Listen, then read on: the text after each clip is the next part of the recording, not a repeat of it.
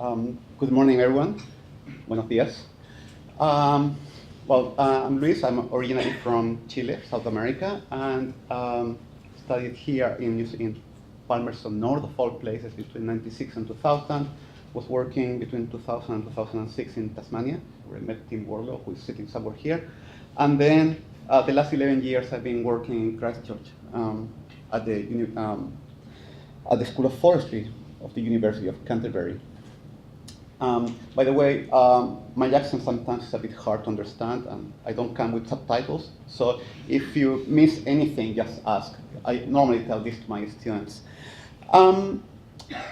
So we have been working with Ruth McConaughey since probably around 2008 on this idea of breeding dryland eucalypts, eucalypts with durable wood. And then I was asked by Clemens, Ruth and I were asked by Clemens to summarize our breeding plan in under 30 minutes, which I thought it was a joke, but then it wasn't. So I started talking with my son about, my 12-year-old son, about the breeding plan. I started explaining everything. First, he couldn't believe that I was still working the same project for almost 10 years, and I haven't finished anything. And then realized that we were like 2 hours into this conversation, and I still haven't explained what we were doing. So rather than giving you a whole run on the breeding program, I'm going to talk a little bit about what makes this breeding program different from other tree breeding programs. And some of you may be familiar with other tree programs, like Rayata pine, for example. So to do that, you have to consider that today we are more or less at the same place that Rayata pine was 70 years ago. Okay? So just close your eyes for a moment and think that we are 70 years ago. So at that time, New Zealand soldiers were still coming back from Second World War. Okay? They would arrive here, they would turn on the radio, and you would listen to Perry Como, you would listen to Frank Sinatra, you would have Pixie Williams singing there. Okay? And if the same people were going and to find their first jobs back in New Zealand, some of them would end up in a job in forestry. And this would be Rayata pine in the late 1940s. Okay? Which, if you think about that, is not that impressive. And somewhat with that, I'm co-opting the idea that we're going to see some of our trials tomorrow, and some of the trees won't look that flash, and I just want you to remember this picture. Okay?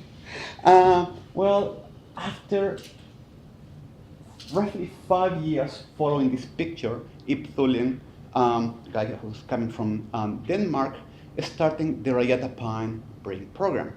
And the first round of selections was based almost exclusively on growth and form for the trees. Okay?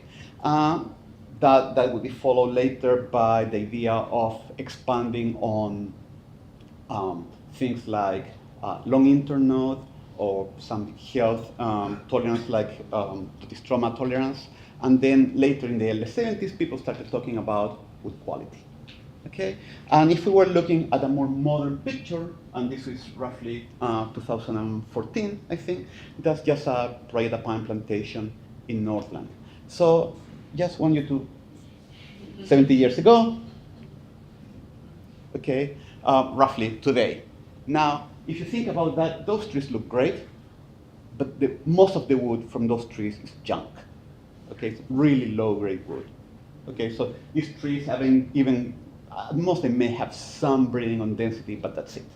Okay, so having just set up the scene like that, I want to talk about what drives a breeding program. And I like to think of breeding programs as funnel. Okay, it's like a big, really big funnel, and the broader the funnel, the mouth of the funnel, the more room for selection we have. Okay, so if you think for a moment, we may order all the trees, a really large number of trees there for, say, size. Okay, and we let only the large trees to go through the funnel. Then we may order again the trees for, say, with stiffness all these different trees will grow for the funnel, etc., etc. So the more trees we have, and those are actually samples, Eucalyptus bossistoana samples coming from a trial that Clemens and Nick will be talking about later, we have a lot of trees going through that funnel to produce new material. So when we start talking about distinctive features of our breeding program, the first distinctive feature which sets it apart from all the previous eucalyptus programs in New Zealand is how broad is our genetic base. Okay, so as I mentioned, we started roughly talking about this in 2008, and we have our first collection of Eucalyptus bossistoana. So that included 66 families, which if you think that doesn't sound like a lot, but you have to consider that the whole Knightons program was 80 families.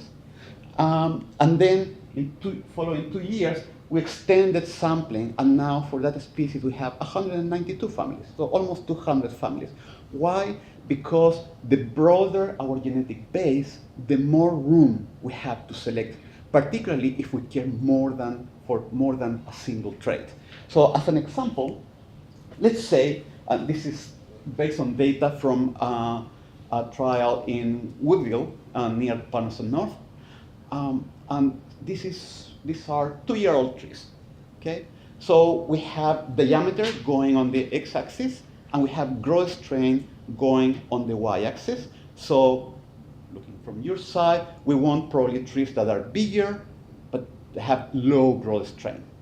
Okay, so if we want to find trees that have, on average, or have better than average diameter, then we would go for selecting the trees on the left-hand side. Yep. If then we say, well, sure, it's really nice to have trees that have good diameter, but we also want low growth strain, then if we are in that situation, here we have, in this light green, the best 50% of the trees for growth strain as well. So those trees have better than average diameter and better than average growth strain. Okay? And then you say, well, but we don't care only about diameter and growth strain, but I also want stiff trees. So if we select those trees, now we have those trees marked in red, and you can see that we started from a really large number of trees to now a much smaller, so we started from thousands of trees to just probably a few hundreds, which also meet the criteria for diameter, growth strain, and stiffness. And that would be all very good, but some of you will say, sure, that's great, but how are those trees for tolerance to pests? And it's like, okay, we have to start keep on slicing there. And then, oh, but I also want really dense trees. Keep on slicing, okay? And then someone will say, oh, but how well do they cope with with drought or with frost? And we just keep on getting fewer and fewer trees. And one of the big problems that we have with past breeding programs or with past introductions of eucalyptus in New Zealand was that because we started with a very narrow genetic base and with a very small number of individuals, we could never go through this process and find even one tree that would meet all the different criteria. And a different thing that was mentioned was site-species matching. So on top of everything else, we have to doing site matching there. Okay, so that's the first big difference with this program, is that we spent quite a few resources on getting this really broad collection introductions.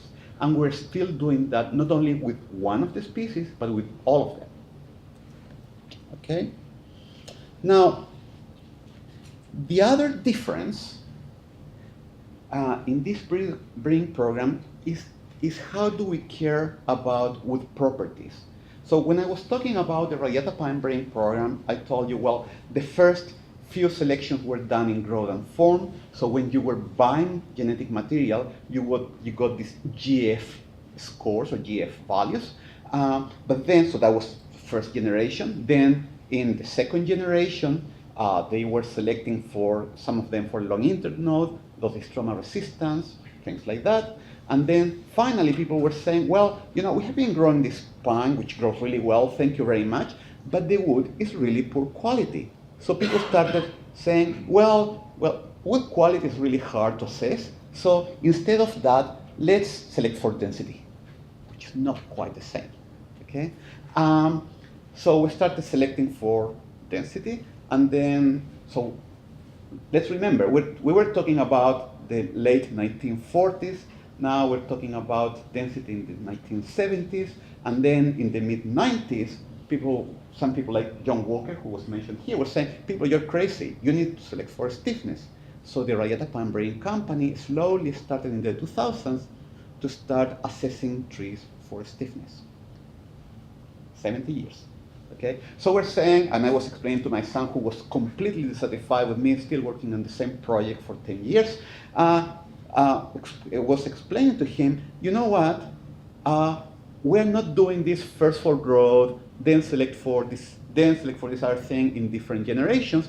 We're going in one generation to select for all these different things. So rather than following this arc, which goes from quantity of wood, then selecting for adaptation, and then selecting for wood quality, which is the most typical arc followed by breeding programs, tree breeding programs around the world, we are just going for, you know what, we don't have time, I have to move on, I have to at some point leave this side and start working on something else. Let's go for everything in one go.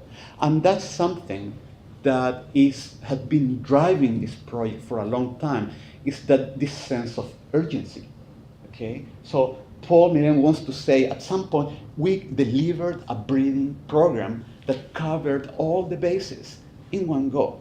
Okay, so he can retire and be rich and eat honey and stuff like that. Okay, so that's the problem. So we have been caring about wood properties from the very beginning, and that caring about wood properties is not just an abstract preoccupation saying, oh, we're going to care about density. We care about specific properties that relate to end products. Okay? So when we talk about wood properties in the NZDFI program, we're talking about things like durability, okay? Or we want to reduce growth stresses, because we can see that that has a big effect on end use. So we may be measuring a few other things, but all of them are leading to those two things. So when you were mentioned, one of you was asking a question about, do you know the effect of silviculture on hardwood development? The answer would be not yet. So last year we had one of our students, Jack Lee, that's over there. He was drilling trees like crazy. So he got over 1,000 tree increment cores from trees, looking to study hardwood. And when you start looking at his data, you can see patterns. Okay, you can see differences. The same families growing in different sites have different proportions of hardwood. There is some within site variability, and these guys are going to talk all about that. Okay, but if we start looking at something like Eucalyptus globoidea, which is not even the best hardwood developer of all the species that we're working with, we can see that in a natural population we do have variability. Even before we start breeding for that, we can observe that variability. And we have trees that are falling, like that one. Big size, big diameter, bagger all hardwood. And then we have things like that. We have roughly 90% of the section is hardwood. Okay? So if you ask me, I would certainly prefer that tree over that tree. They're pretty much the same size, but one doesn't have hardwood and the other one does. Okay? So we are screening our populations, which, if you think about that, we are just one step from the wild populations. We are, just think about what you eat, for example. You buy a big tomato like that. I come from Chile, where it's one of the centers for biodiversity for tomatoes. Native tomatoes are this size, are tiny. They're very tasty, but they're tiny. They are like cherry tomatoes. Same thing with corn. primitive version of corn were hardly edible. Now they are like super juicy, big things. Okay, we are just like thousands of years ago we did with those plants. We're just skipping from the wild version to a domesticated version, and we are making a big jump because we're exploiting that natural variability. So that hardwood variability will transfer into durability variability. Then we have growth strain. We are screening an awful lot of trees for that. The larger the opening of that stem, the higher growth strain. So that leads to the third difference we have with our breeding program is that we're screening at very early age. And that has a few reasons. One is that we can't cope with too many large trees. You think about that, if we were going to select, screen, 20, 30-year-old trees, you have this big thing, really hard to process. But if we have thousands of small things, we can process them really quickly. When I say we, that's a royal we, that's our students, they can process an awful lot of trees very quickly. So that's the Woodville trial. So when we zoom in the trial, you can see that they are fairly small trees, and those trees will be cut, and they will come to the university wood technology lab in those big blue buckets I was showing you on the funnel at the beginning. And then our able students will just cut those trees, and they will see how much those trees open. Okay? And then we can do a quick screen on growth stresses. Now, the fourth difference is that we do care deeply about matching species to site and genotypes, like individual families or individual clones to sites. Why? Because performance changes moving from one site to the other. So that's eucalyptus, but it's kind of hard to see. I think we have to ask the MRC to buy a new projector, okay? We can all chip in and we'll get a new one. If we rank our families, and something that fascinates me of this program is that we have surnames on the trial names. And I really deeply like that, because you think someone is just, letting us use their land for this crazy project. And these people, I'm not sure if I would do that, okay? But they trust us with that land, and I just find it I really thank you guys. So I see surnames. I see these surnames, and we have these rankings of these families. And we have some families, like that one there, it's really hard to see, but it tends to be on the top 5 everywhere, okay? And then we have these families like this one here, tend to be the bottom 5 everywhere. So if you think about that, and then we have those ones in the middle, that in some sites they can be very good, and in some sites they can be appallingly bad, okay? So I could say that this one, the best one, best everywhere and really bad everywhere, they are the no-brainers. The bottom ones, will just get rid of them, and the top ones, will just use them. The ones that make life hard or entertaining are the ones here in the middle, because we have to be careful now to say, hey, use these families in this part, but avoid them in this other part. Why? Because then when Tim Warlock starts talking about pests and diseases, if you start with a tree that's not growing very well in a site, well, that's almost guaranteed that that thing is going to be attacked by some pest or disease. Okay? So we need good adaptation before even start talking about health.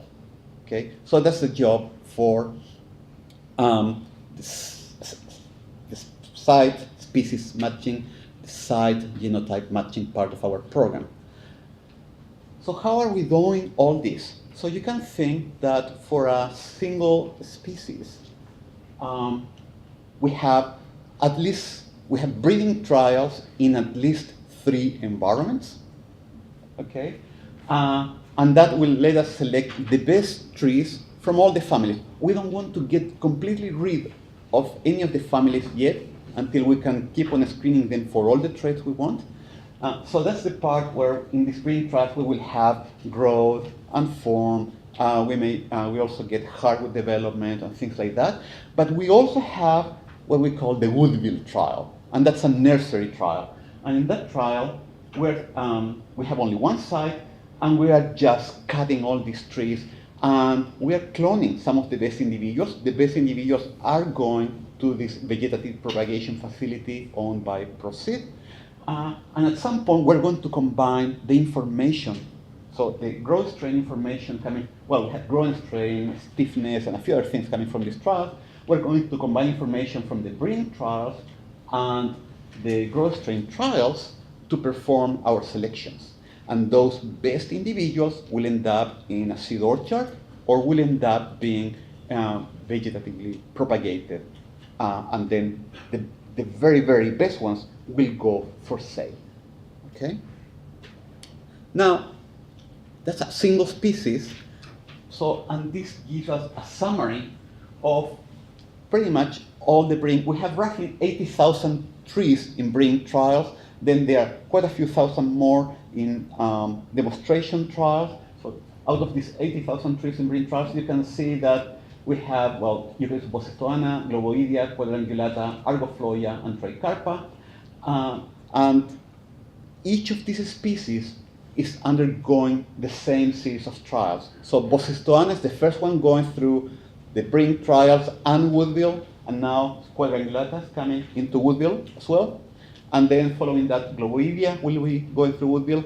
And after following this process for all these species, for each of those species, we'll see. Some of them, we may have one or more winning species. Okay, I want to be optimistic, and I'm going to think we will have more than one. And then we'll be able to tell you if you are using your system, if you are in this part of the country, the best species and the best family from that species is this one. This is special for you. Okay? So in summary, I like funnels. We're using a pretty large funnel for this program. We are focusing on the quality of end products. That's the driving force there. Now, we have not included honey from the beginning there, which doesn't mean that it cannot be included, but certainly having solid wood, durable and low growth stress wood is extremely important for us. Okay? We are assessing early our trials. We are matching trees to environments. We know that we don't have something like Rayata pine. You know, I can't kill a Rayata pine tree. Just put them there. I'm not a green thumbs person, but even I can't kill them. That will grow almost anywhere. Okay, these trees are not like that. These trees are more like niche species for niche products, and you have to know where to put them to be successful. So I don't want to give you the wrong idea that we're just going to grow this everywhere in the country. We're going to be very specific about environments and products. And all of this is repeated with several species. I want to thank the following people. Although in this presentation, I'm the one giving the presentation. It was prepared together with Ruth McConaughey, and Ruth will show you tomorrow how the trees look like.